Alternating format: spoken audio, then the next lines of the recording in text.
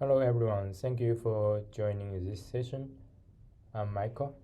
I'm going to give a talk about Redux architecture on mobile applications. So here is the agenda. We're going to talk about what is Redux and the terms and concepts in Redux, and also the data flow in Redux. And then I'm going to show you a demo by implementing Redux in Swift. And also then I'm going to rewrite the demo using one of the open source Redux framework called TCA. So let's get started. So what is Redux? As you know that mobile applications are driven by state, right? The UI is just a reflection of the state.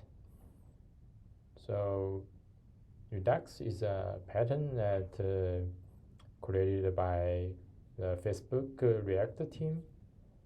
It helps you to update the application state by dispatching the events or the action. So it's okay.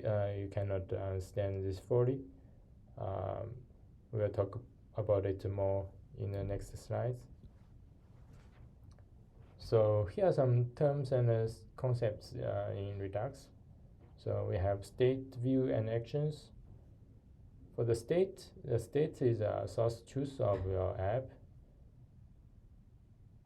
And the view is normally if you use MVC or MVM, the view is basically the same.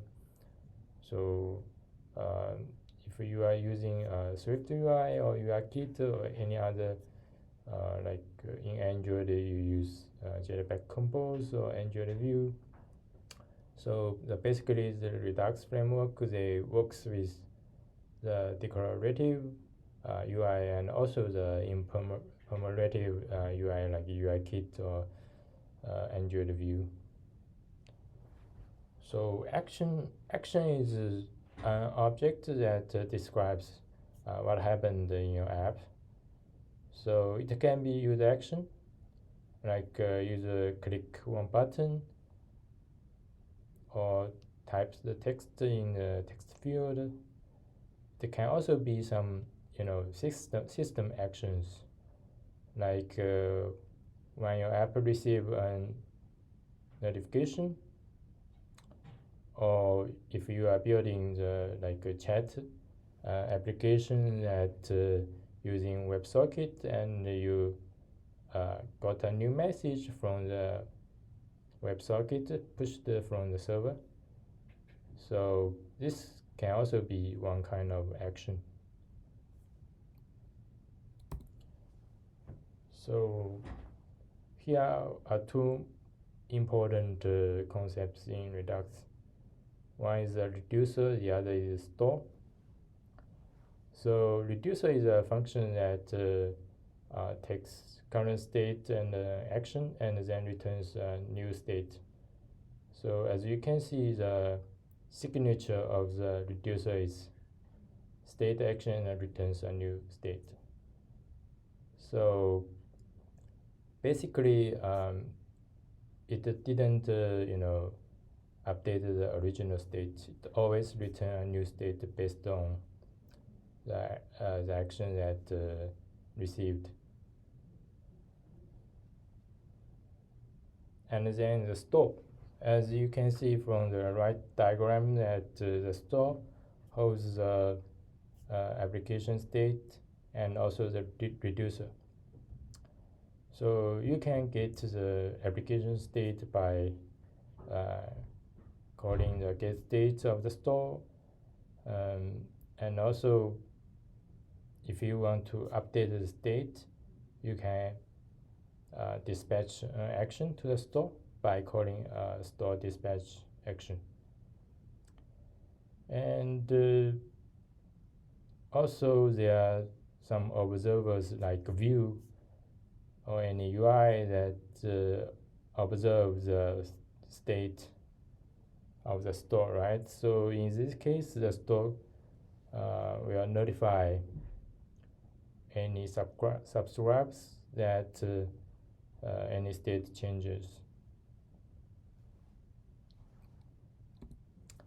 So let's see how the data flows in the traditional Redux application. So as you can see from the diagram, let's say we start from the view. Let's say a user click one button on the view, and then it will generate an action, and the action will be dispatched to the store. So when the store receives the action, it will pass down to its reducer, right? So the reducer will take the current state of your application and action and run the reducer.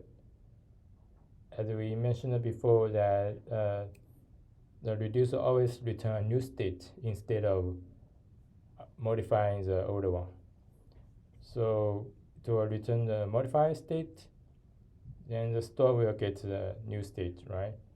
And the view will observe the state of the store, so it will get notification that the state has been updated. And then the view sees the state has been updated, and then it will cause the re-render to refresh the UI. So that's basically the data flow of the Redux application. So as you can see, the data always flow in one direction, the unidirectional data flow. So there are three principles. So one is the single source of truth. So the state is always a single source of truth. And the state is read-only. So you cannot change the state. You always generate a new state by calling the reducer. So the reducer is the pure function. So given the input, it always gives the same output. So basically, all your business logic are in the reducer function. So it can be easily unit tested. So that's all the concepts of the Redux application. Actually, it's pretty simple. So let's see one demo, the counter demo. It's not a fancy one, but it's enough to demonstrate all the concepts I have mentioned. So the UI is pretty simple. So it has a count, and you can increment the count or decrement the count by clicking the buttons. And also we have another button called get effect. Actually it will call the numbersapi.com to get some facts, like it's a string about the number. So the demo is pretty simple, right? I can write here, you can increment, decrement, and then click on the get effect to show a progress to you, and then to get the fact string. So let's see how can we implement the Redux using Swift. So first we need to design the state and action. So for the state, we have the count. It's pretty straightforward, right? And then we have the fact. And also we need to show the progress view here. So we need to add another state called is loading fact. So here we are using the struct in Swift because we prefer to use value types. It's immutable. And then we can define the action. So for the action, normally we prefer to use the enum type. So for the action, we describe what happened in the application. So in this case, we have increment button tapped, decrement button tapped, the get effect button tapped. Fact response might look strange for you, right? So this is about the side effect. We are going to talk about it later. So when your app needs to talk to the outside environment, normally it's a async operation, right? When the operation get back the response, in this case, we got the factor response. We also need to, update the state of the application. So the only way we can update the state is by dispatching the action, right? So that's why we need the action factor response here, and to accept another parameter the results. So and then we will create the reducer. So this is the important one. Normally it's where you put the business logic here. So we define a struct called count reducer, and it has one function. The function is called reducer, and it accepts the state and action. So the signature might look strange for you, right? But because I mentioned before, the signature should be state action and then return new state, right? So here I'm using the in out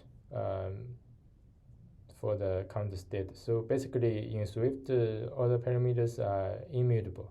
If you want to change this, you can add the in out.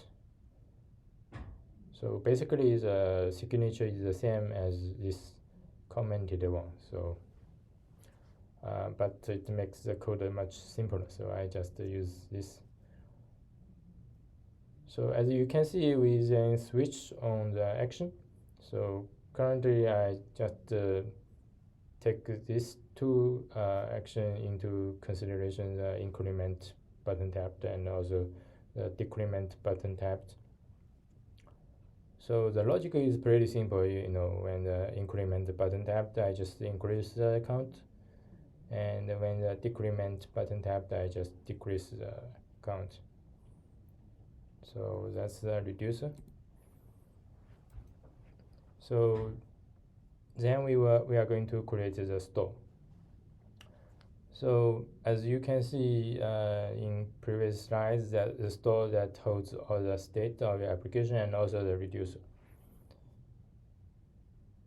So for the store, we are using the class because we need to conform to the observable object. And also we define two properties. One is a state, another is a reducer. So for the state, because the view needs to observe this state, so we use property published here. So so we can use for iOS. There is one feature called macro in iOS 17. So in iOS 17, we can simplify this code by using the observable. So you don't need to conform to the observable object or the published. So currently we just keep it as it is. And then we have the constructor that accepts the state and the reducer. And then we just have another function called send. so accepts action as a parameter. So the send is pretty simple. It just run the reducer by the given state and action.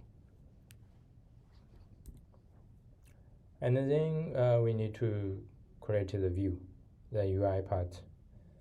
So the UI is simple, so we need to observe the store, right? And then we need to bounding the UI to the state. So here we access the count property, and for the button we send the action. So like decrement button tapped and increment button tapped. So this is basically the first section. For the second section, we need to, implement the get factor button tapped. So before that, we are going to talk about the side effect. So side effect is that in order to change the app state, you need to talk to the outside environment.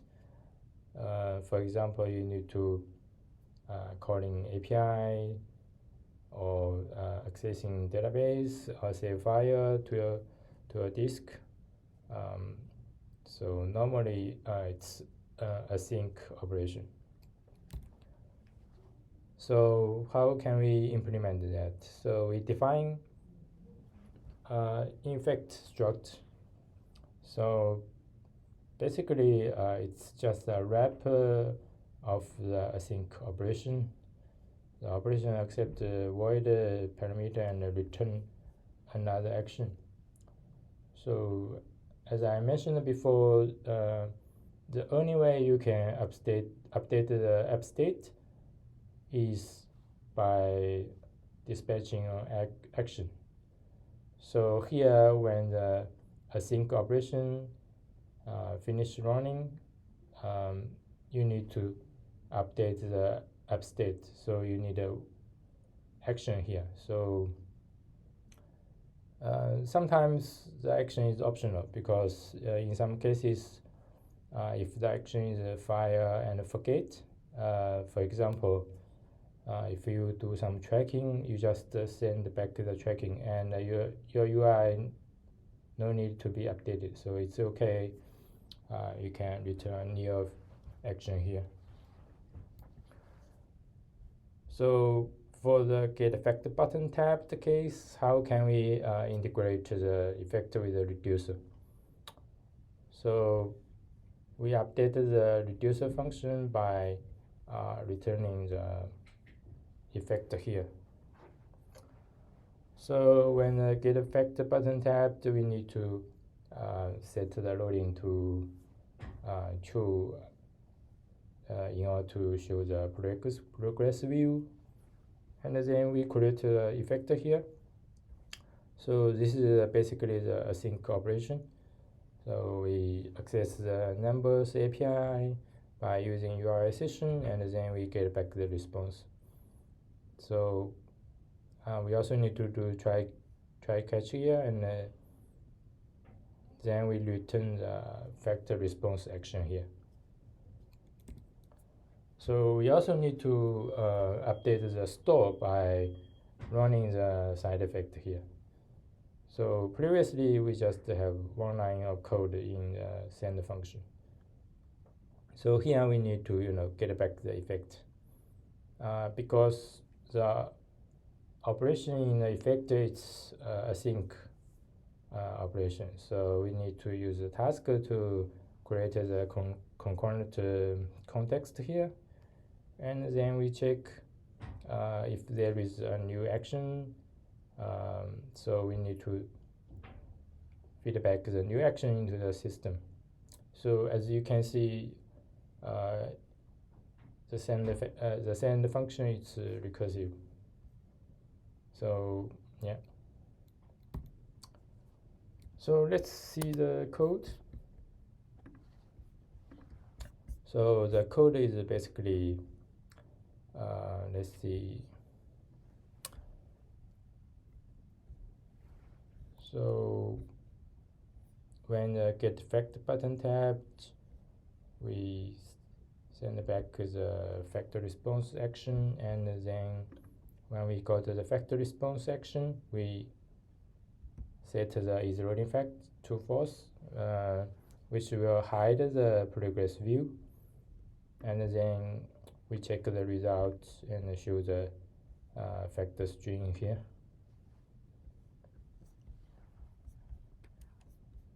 So as you can see, so for the Redux application, we just implement it using like 80 lines of code to demonstrate the core concept of the Redux application.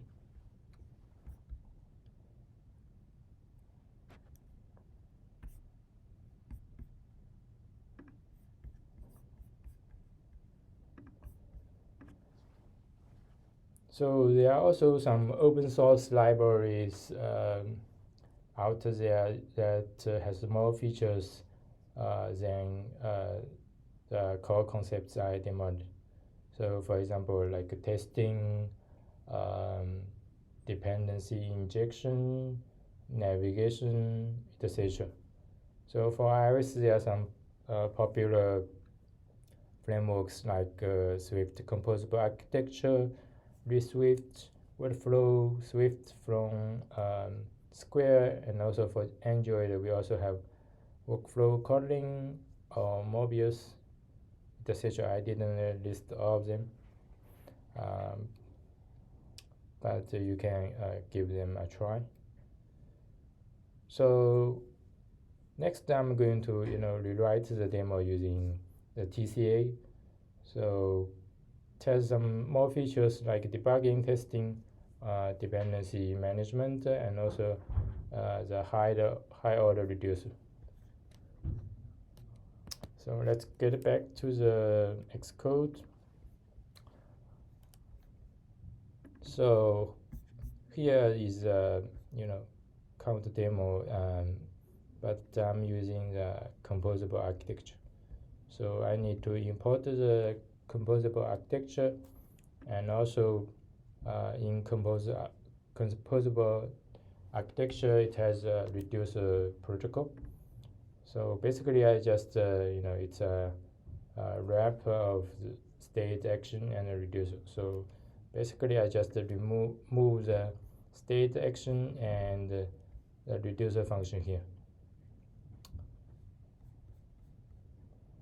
And also in because in the TCA it has defined the store, so I don't need to define the store here. So in the view I just need to define a store here, and also for the bounding I need to use view store because in some cases that let's say if you have state ABC in your store, but your view just uses state A, and when the B and C changes, you don't need to re-render your UI, right? You only care about the state A. So that's why it has a view store that just observe the state you care about to avoid any unnecessary re-rendering. So I'm pretty sure that this kind of code will be optimized when using macro in iOS 17. So currently we still need to write this. We store observe the state that you care about. So here the code is basically the same. We do the bounding, we use the vStore to send the action. So that's it, and I'm going to show you one feature that it's the debugging. So let me run the application, and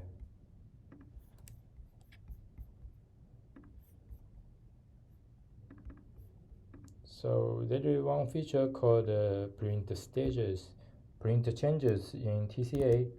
So what it means is that it helps you with debugging. So when you your store got an action to change the run the reducer and change the state. So if you want to debug your application, you can add this print changes in your reducer, and then in the console you can see this kind of information like decrement button tapped and the current state and which action you received, and state changed from 0 to -1. And also you can, when I click on the get effect button, change the date to give you more information like get effect button tapped and receive another effect response action. It's very helpful for you to debug your application. And next one I'm going to show you is the testing. So all the business logic are in your reducer function. So how can we test our reduce function? So in TCA it has a test store. You initialize it by creating the initial state and also the reducer function. So forget about the dependency for now.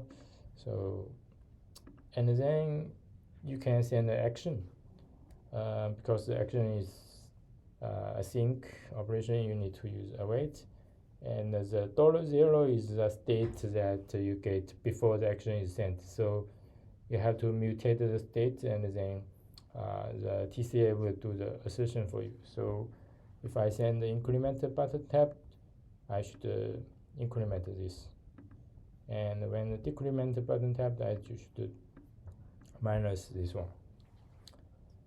So as you can see, it's pretty easy to do the testing for your reducer in TCA. So next I'm going to show you how to do dependency injection and using high order reducer. So for example, if I want to do the tracking in the application, so when I click this button, I need to track which button I clicked and the current state of the application. So how can we do that? So here I define analytics data, right? So it's for the event, we have the event name and the properties. For the page view, we can define another screen with the page name. So here I define the reducer. So reducer, it has dependency injection called analytics client. So let's see the client code. So the client is pretty simple. So I got the analytics data and then I send back to the server or whatever. So here I just define override this send function by just print the log in the console.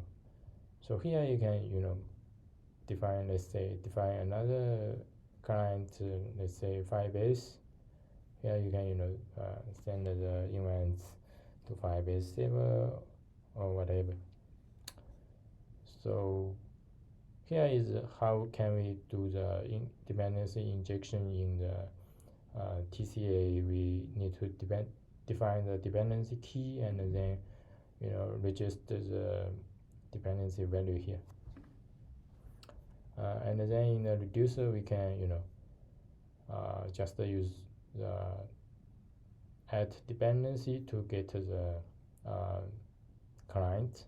So the syntax is basically same if you use environment before. And then we define the reduce function. So based on the state and action, we get the analytics data, and then we run the run the effect by calling the send effects function on the analytics client. So this is analytics reducer. So how can we integrate with the previous code? So in the TCA we have the reduce function. It has a feature called high order reducer. So basically you can combine as many as reducers together. So here this is a core logic of your application, right? So here is a reducer for doing the tracking. So basically your tracking code is separated with your core logic. So that's it for the demo using TCA.